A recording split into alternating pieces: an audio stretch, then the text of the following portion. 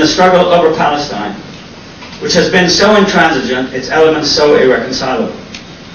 I know that at a time when Palestinian land is still being taken, when our houses are demolished, when our daily existence is still subject to the humiliations and captivity imposed on us by Israel and its many supporters in Europe, and especially the US, I know that to speak of prior Jewish agonies will seem like a kind of irrelevance. I do not accept the notion that by taking our land, Zionism redeemed the history of the Jews, and I cannot ever be made to acquiesce in the need to dispossess the whole Palestinian people. But I can admit the notion that the distortions of the Holocaust created distortions in its victims, the Jews, which are replicated today in the victims of Zionism itself, that is, Palestinians. Understanding what happened to the Jews in Europe under the Nazis means understanding what is universal about a human experience under calamitous conditions. It means compassion, human sympathy, and utter recoil from the notion of killing people or oppressing them for ethnic, religious, or nationalist reasons. I attach no conditions to such comprehension and compassion. One feels them for their own sake, not for political advantage. Yet such an advance in consciousness by Arabs and Palestinians ought to be met by an equal willingness for compassion and comprehension on the part of Israelis and Israel's supporters, who have engaged in all sorts of denial and expressions of defensive non-responsibility when it comes to Israel's central role on our historical dispossession as a people. And this is disgraceful.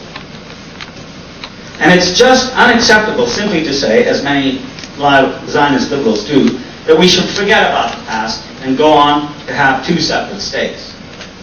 This is as insulting to Jewish memories of the Holocaust as it is to Palestinians who continue in their dispossession at Israel's hands. The simple fact is, I guess this is really what I've been leading up to, is that Jewish and Palestinian experiences are historically, indeed organically connected. To break them asunder is to falsify what is authentic about each. We must think our histories together, however difficult that may be, in order for there to be a common future. And that future must include Arabs, all Arabs, and Jews together, free of any exclusionary, denial-based schemes for shutting out one side by the other, either theoretically or politically. That, I think, is the real challenge. And that is why I think Oslo, among other reasons, has failed. Because it didn't conceive of these two peoples as, in fact, they are, connected through suffering, different experiences of suffering, and different experiences of history in Palestine. I think that's the real challenge.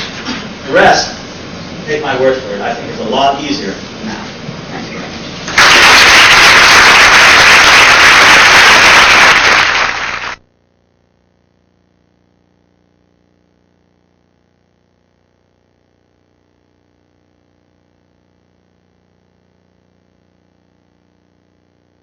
There's one seat right up here.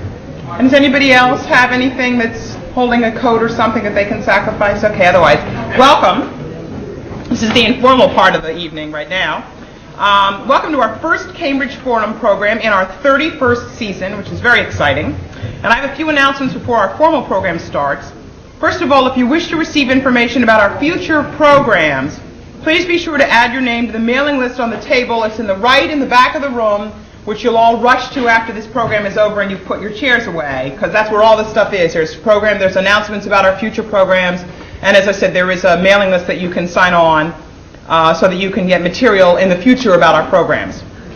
In addition, and I didn't get the chance to put it there, but again, after the program is over, for interested individuals, there will be tapes of this available. We are audio taping this. That's something which we do all the time. I'll allude to that in a moment.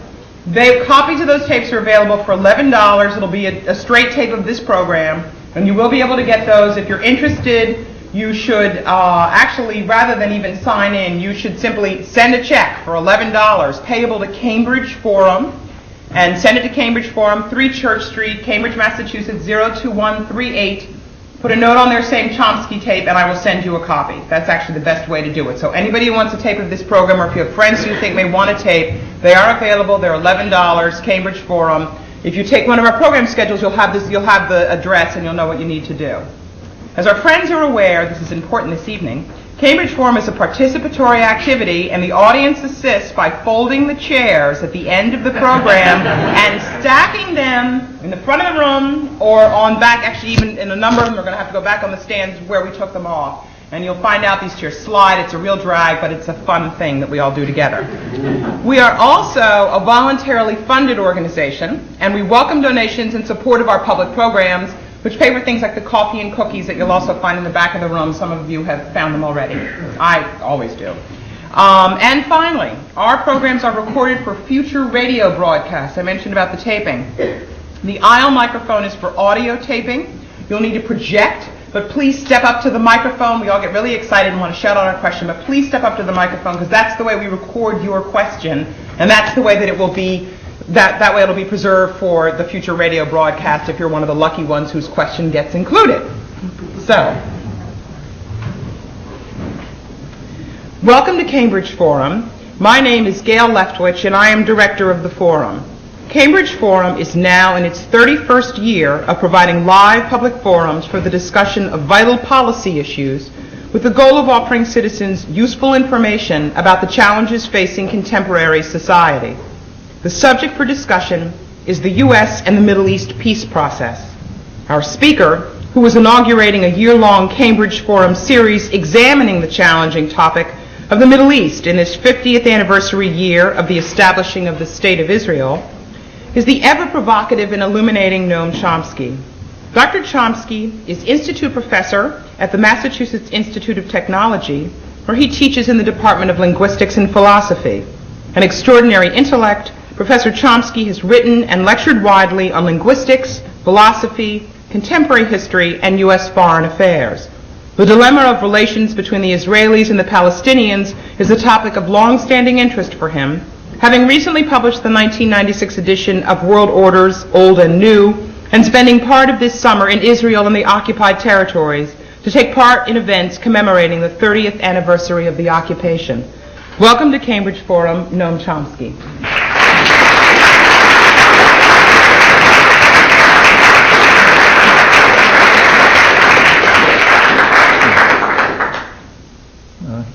There was an interesting article in the Sunday New York Times by a respected commentator discussing U.S. foreign policy, and he explained that it had moved into what he called a noble phase, and in one respect had even acquired a saintly glow.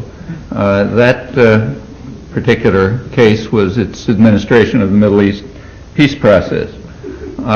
Well, you know, it's not unusual for the powerful to be lauded for their wondrous qualities, but it rarely reaches the level of nobility and saintliness, although one can think of a few examples that it would be maybe impolite to mention. Anyway, putting the intriguing rhetoric to the side, the picture is more or less conventional, and it raises the question just why U.S. administration of the Middle East peace process calls forth such extraordinary accolades. It can't be just that the United States is advocating peace, because after all, everyone advocates peace, including Hitler and Attila the Hun and anyone you can think of. Peace on their terms, of course. So that can't be it. It can't be that the United States is implementing a peace process, though it is, because that happens all the time too, and we don't fall over in the claim for it. So, for example, 35 years ago, the apartheid regime in South Africa was instituting a peace process, establishing the first of the homelands, the Bantustan, and that was a genuine peace process, no doubt about it. The homelands were given, autonomy. Their blacks were going to be able to run their own affairs without interference. They had opportunities, even opportunities for wealth and privilege, those who cooperated with the white racist authorities in running the homelands. The more enlightened elements of the South African regime, the white regime, recognized that it would be necessary to maintain a certain degree of economic development, just to keep the things going. So they proposed and began to implement, in fact, policies of putting up industrial parks around the edges, which were places where white investors, but also the new black bourgeoisie who would arrive, would be able to exploit the super cheap labor that was kept under control in the territories. Another part of the program was that it was going to, as they put it, indigenize repression. That is, make sure that the new massive black police forces and security forces in the territory would be able to control the population directly with white force and reserve as needed. They could control the population without concern for the High Court and the human rights organizations, to quote Prime Minister Yitzhak Rabin when he was explaining the Oslo agreements to the Israeli Knesset right after they were first announced, and therefore would be able to do a more efficient job without any bother. And there are other properties which ought to be familiar to those of you who pay attention to peace processes. Anyway, that was a genuine peace process, but it didn't call forth enormous praise. On the other hand, this one does, and then raises the question, why? What's the difference? What's the difference between the two? The question becomes particularly appropriate when you look more closely, and you discover, as I think you do, in fact, that the South African Bantustan project is a virtual blueprint for what the United States and its dovish allies in the Labour Party are implementing and carrying out in the current peace process. To stress, I'm talking about the Israeli doves, Shimon Peres, Yitzhak Rabin, the Labor Meretz coalition. It's common to attribute all of this to Netanyahu and Likud and the sort of bad guys. But if you look, I think you find that their differences are mostly style. In substance, it's rather different. I'll go on with this later. I'm just make a few comments now. That's the question. In order to answer it, we have to be clear about what the peace process is. So let's have a look at that. I only have a few minutes, so I'm only going to mention a few things, and that means that every one of you who's on your toes ought to feel that I'm omitting absolutely crucial factors, and you're right, I am, and maybe we can fill them out later. But the general outline seems to be more or less like this. If you want to discover what the peace process is, there's two major sources of information. One is the official record, so the documents and so on. The other is what's going on the ground.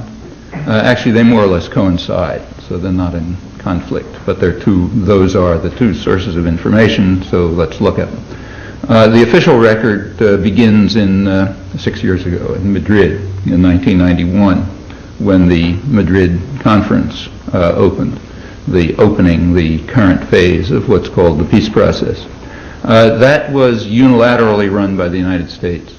They brought in the Russians as a kind of a fig leaf, but everyone knew that didn't mean anything.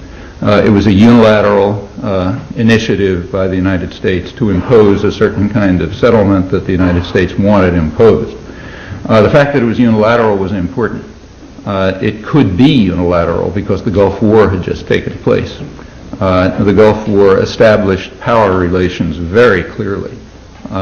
Europe, it was clear to everyone that this was U.S. turf. Nobody was going to allow it to interfere. Europe backed off. Soviet Union wasn't around. The Third World was in total disarray. The United States was then able to do something it had long wanted to do, but had been unable to do, and that is impose a unilateral settlement.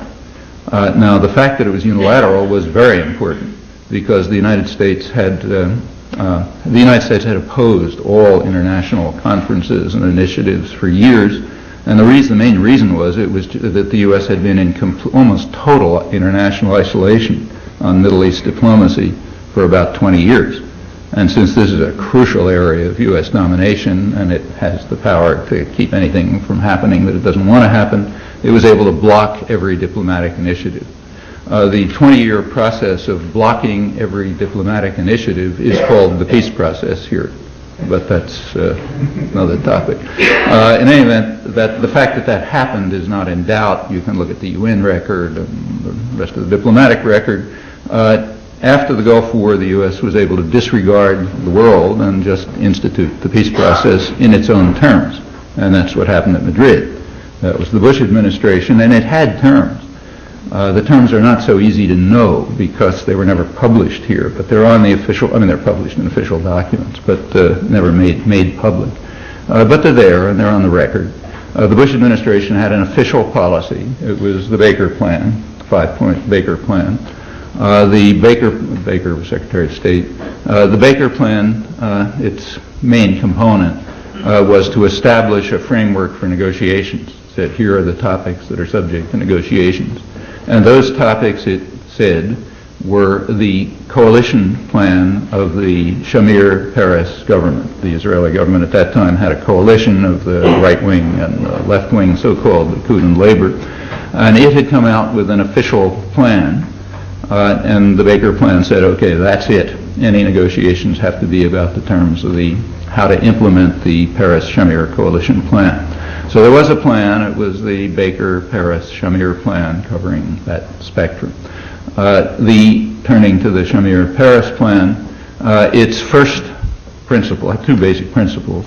The first principle was, I'll quote it, that there can be no additional Palestinian state between Israel and Jordan. The crucial word there is additional. The meaning is there already is a Palestinian state, namely Jordan. So the issue of Palestinian rights is gone. There is no further issue of Palestinian rights because that's been settled. There is a Palestinian state, it's Jordan, and there can't be a second Palestinian state. So what happens to the occupied territories? Well, that's the second point. The second point is that the status of the Judea, Samaria, and Gaza, the occupied territories, will be settled in accord with the basic guidelines of the government of Israel. That's the second point. And that's the U.S. plan. That's the official U.S. plan. As I say, it's kind of hard to find out because it was never reported in the press, but it is the official U.S. plan. You can discover it easily. I'll give you sources if you like. That's the plan that was instituted in Madrid. Well, what were the basic guidelines of the Israeli government? Now, here you got to look at a little bit of history. There are two major groupings, Labor and Likud. The Labor position was established back in 1968, called the Alon Plan. It's been modified a little bit over the years, but it's basically not changed all that much. The Likud program has taken various forms too. The most recent form was the Sharon Plan. Sharon's the kind of ultra-right Israeli general minister and so on. The Sharon Plan of 1992 and represents their approach. It's virtually identical to the Alon Plan. The differences are very small. What they both call for is Israeli control of the resources of the occupied territories and the usable land of the occupied territories, but not the population. They don't want to have responsibility for the population.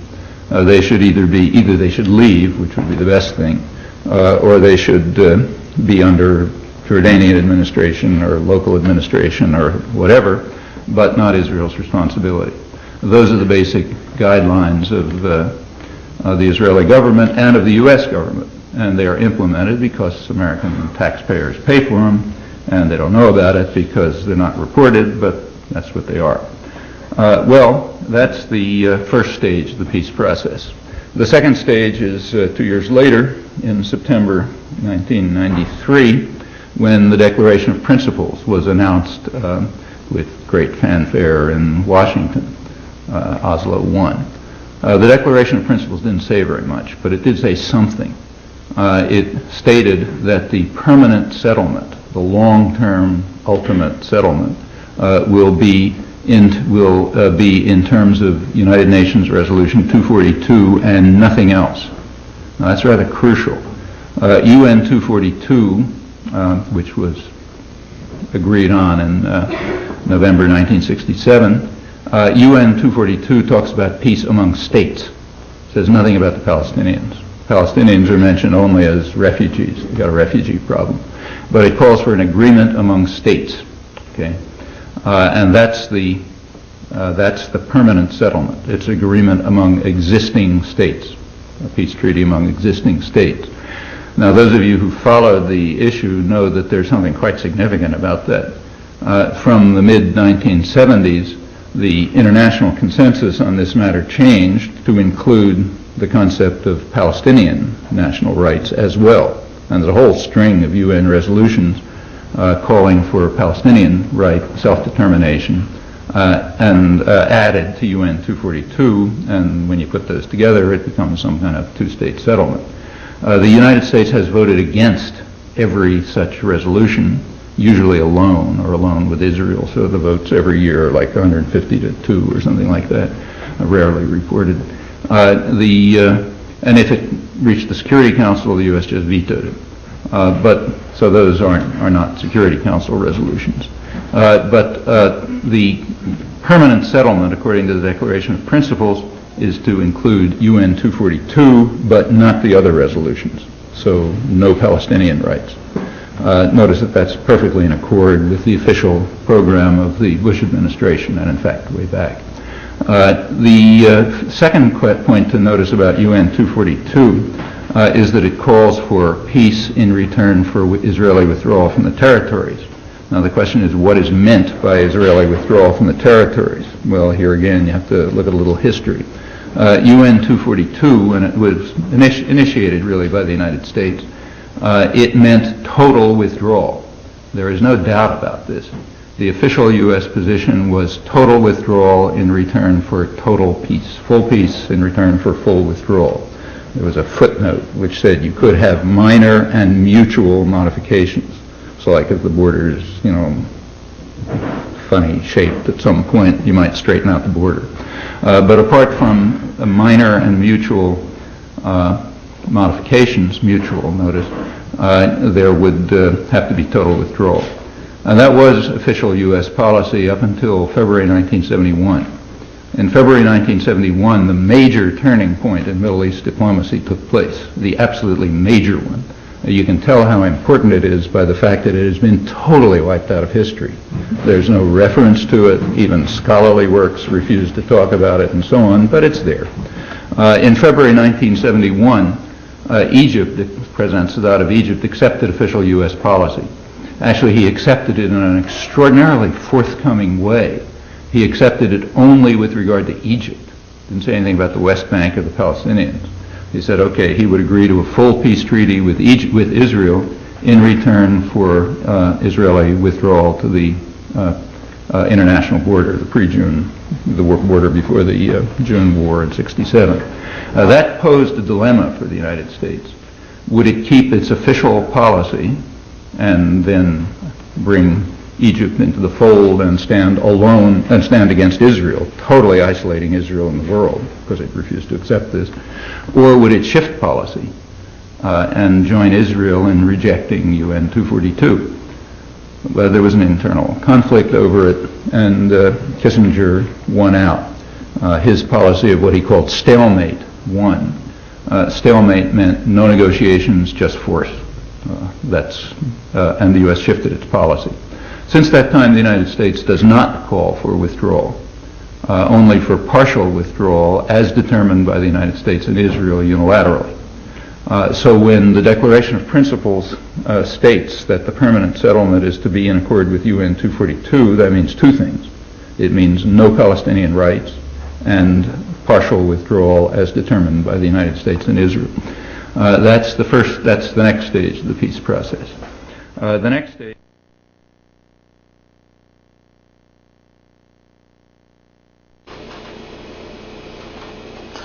I'm Mark Bruzonsky, your host for this weekly program, Mideast Realities, and thank you for watching.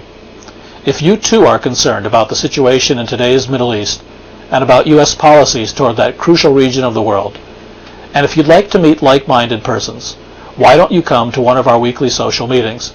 I'll be there, of course. Just give us a call for details.